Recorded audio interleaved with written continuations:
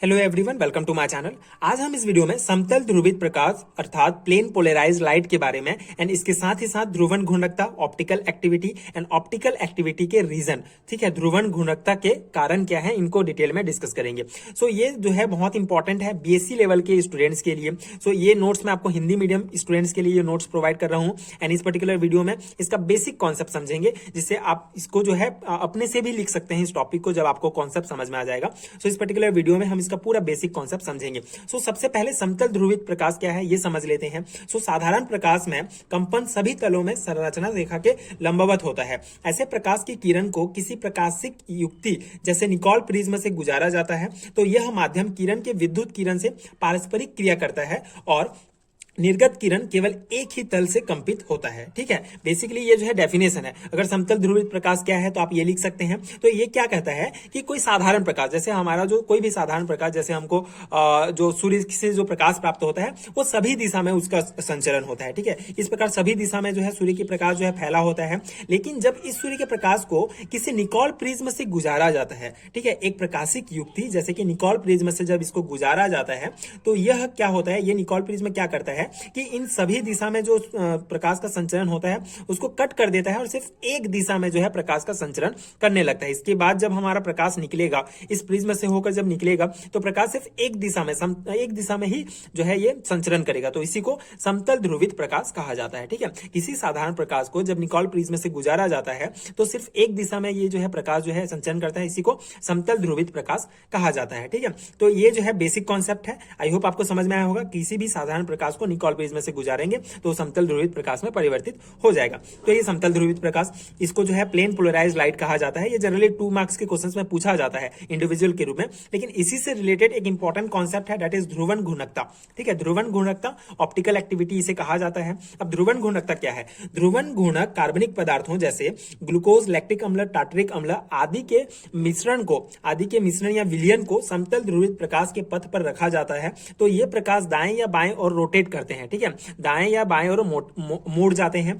कार्बनिक पदार्थों के इसी गुण को ध्रुवन घूर्णकता, ऑप्टिकल एक्टिविटी कहा जाता है। ठीक है, इसी से ही रिलेटेड है। ठीक है, अभी तक हमने क्या कॉन्सेप्ट समझा है कि कोई भी सामान्य प्रकाश, कोई भी जो सूर्य का जो प्रकाश होगा ये सभी दिशा में संचरण करता है। निकोल प्रिज्म से गुजारेंगे तो हमको समतल ध्रुवित प्रकाश प्राप्त हो जाता है। अब इस समतल ध्रुवित प्रकाश को किसी भी कार्बनिक पदार्थों का मिश्रण मतलब इसमें कौन से कार्बनिक पदार्थ यूज करेंगे? ध्रुवन घूर्णक कार्बनिक पदार्थ जैसे कि ग्लूकोज, लैक्टिक अम्ल, टार्टरिक अम्ल। अब ये जो पदार्थ हम यूज कर रहे हैं, ऑर्गेनिक जो सब्सटेंस यूज कर रहे हैं, ये ध्रुवन घूर्णक क्यों है, ऑप्टिकल एक्टिविटी कैसे शो करते हैं, इसको हम आगे देखेंगे।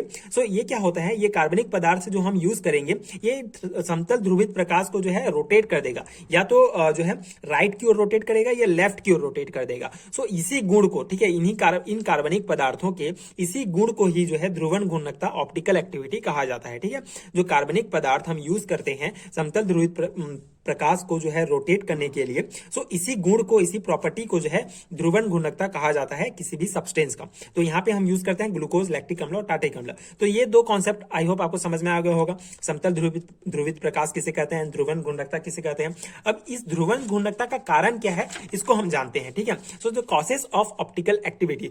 ध्रुवन घूर्णक कार्बनिक पदार्थों जैसे ग्लूकोज, लैक्टिक अम्ल, टार्टरिक अम्ल की संरचना से यह ज्ञात हुआ कि जिन यौगिकों के अणु असिमेट्रिक होते हैं वे ध्रुवन घूर्णकता प्रदर्शित करते हैं। मतलब कि ध्रुवक घूर्णक कार्बनिक पदार्थ जैसे ग्लूकोज, लैक्टिक अम्ल, जितने भी हम यहाँ पे यूज करेंगे, जितने भी कार्बनिक पदार्थ यूज करेंगे, उनके स्ट्रक्चर का जब स्टडी किया गया तो एक कॉमन चीज प्राप्त हुआ कि जितने भी जो यूज करते हैं उनके यौगिकों के अणु में जो है, यौगिकों का जो अणु होता है ये असिमेट्रिक होता है। ठीक है, वे ध्रुवन घूर्णकता प्रदर्शित करते हैं। अगर किसी भी यौगिक के अणु जो है असिमेट्रिक होंगे तो वे जो है ध्रुवक घूर्णकता प्रदर्शित करेंगे। अब ये असममित अणु क्या है, असिमेट्रिक क्या है? असममित अणु वे हैं जो अपने दर्पण प्रतिबिंब पर अध्यारोपित नहीं होते हैं। ठीक है, वे अपने दर्पण प्रतिबिंब पर अध्यारोपित, सुपर इंपोज नहीं होंगे, उनको असममित अणु कहते हैं। जैसे कि ए, ठीक है, ए जो है अध्यारोपित हो जाएगा। लेकिन ई, ठीक है, ये जो ई है हमारा, ये जो है अगर इसका दर्पण प्रतिबिंब इस प्रकार से बनेगा तो दर्पण प्रतिबिंब को जब इसके ऊपर रखेंगे तो इस प्रकार का स्ट्रक्चर बनेगा, मतलब ये इसके ऊपर अध्यारोपित नहीं होगा। इसी प्रकार ये जो अणु होंगे, ये जो ग्लूकोज, लैक्टिक अम्ल, जितने भी जो हम यूज करेंगे सुपर जो पोलराइज्ड लाइट को जो है रोटेट करने के लिए जितने भी हम सब्सटेंस यूज करेंगे वे सभी जो है उन सभी का स्ट्रक्चर का जो मिरर इमेज होगा एक दूसरे पर अध्यारोपित नहीं होगा, ठीक है, सुपर इम्पोज नहीं होगा। तो इस प्रकार से एंड ध्रुवण घूर्णक कार्बनिक यौगिकों में असम्मिति का गुण प्रायः असम्मित कार्बन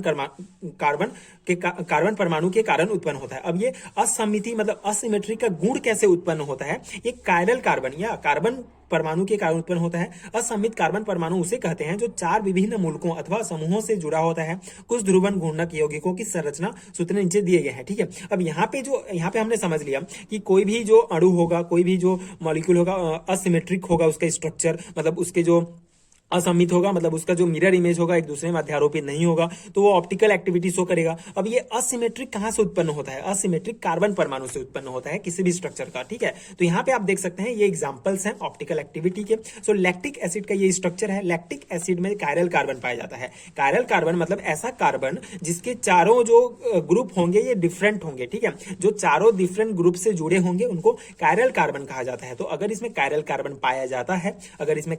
पाया जाता है तो ये ऑप्टिकल एक्टिविटी शो करता है, ठीक है। सो मेनली आपको कोई भी स्ट्रक्चर दिया जाएगा एंड पूछा जाएगा कि इसमें ऑप्टिकल एक्टिविटी पाया जाता है या नहीं पाया जाता है, तो उसके लिए बहुत ही सिंपल सा आपको ध्यान देना है कि कोई भी स्ट्रक्चर है, आप इसका मिरर इमेज बना के देखेंगे। इसका मिरर इमेज मतलब यहाँ पे सी यहाँ रहेगा, यहाँ पे OH की जगह H आ जाएगा मिरर इमेज में, एंड यहाँ पे H की जगह OH आ जाएगा। ये दोनों सेम रहेंगे, ठीक है। तो जब इसको इसके ऊपर रखेंगे, इसको इस स्ट्रक्चर को उठा के इसके ऊपर रखेंगे तो OH यहाँ पे आ जाएगा, H यहाँ पे आ जाएगा, मतलब एक दूसरे पर सुपर इंपोज नहीं है, एक दूसरे पर अध्यारोपित नहीं हो रहे हैं, मतलब ये ऑप्टिकल एक्टिविटी है। इसके अलावा एक चीज और चेक करना है कि इसमें कायरल कार्बन पाया जाता है या नहीं। कायरल कार्बन मतलब ऐसा कार्बन जो 4 अलग अलग ग्रुप से जुड़े हुए हैं, ठीक है। तो अगर 2 चीज आपको पता चल गया कि इसमें कार्बन है लेकिन चार जो है डिफरेंट ग्रुप से जुड़े हुए हैं और ये जो है इनका मिरर में एक दूसरे पर सुपर इंपोज नहीं होगा, मतलब ये स्ट्रक्चर जो है ऑप्टिकल एक्टिविटी ध्रुवण घूर्णकता जो है प्रदर्शित करता है। इसी प्रकार ये लैक्टिक एसिड का एग्जांपल था। इसी प्रकार मैलिक एसिड में भी आप देख सकते हैं, मैलिक एसिड का भी स्ट्रक्चर सेम है। इसमें कायरल कार्बन पाया जाता है क्योंकि 4 जो इसके ग्रुप्स हैं ये डिफरेंट हैं, इसका जो मिरर इमेज होगा एक दूसरे पर सुपर इंपोज नहीं होगा, अध्यारोपित नहीं होगा। इसी प्रकार वैलेरिक एसिड का भी एग्जांपल आप दे सकते हैं, एमिल एल्कोहल का भी दे सकते हैं। तो यहाँ पे सिंपल सा जो है क्वेश्चंस अगर जैसे यहाँ पे सिंपली थ्योरी एग्जामिनेशंस में अगर अपेयर हो रहे हैं तो ध्रुवण घूर्णकता का कारण पूछा जाएगा, तो आप यहाँ पे ये लिख सकते हैं थ्योरी पोर्शन एंड ये बता सकते हैं, ये स्ट्रक्चर्स दे सकते हैं। लेकिन जनरली जो है ऑब्जेक्टिव टाइप क्वेश्चन में पूछा जा सकता है कि इनमें से कौन से स्ट्रक्चर में जो है ऑप्टिकल एक्टिविटी पाया जाता है, नहीं पाया जाता है, तो आप इस प्रकार से जो है ज्ञात कर सकते हैं, ठीक है। ये वैलेरिक एसिड, एमिल एल्कोहल का ये एग्जांपल्स हैं।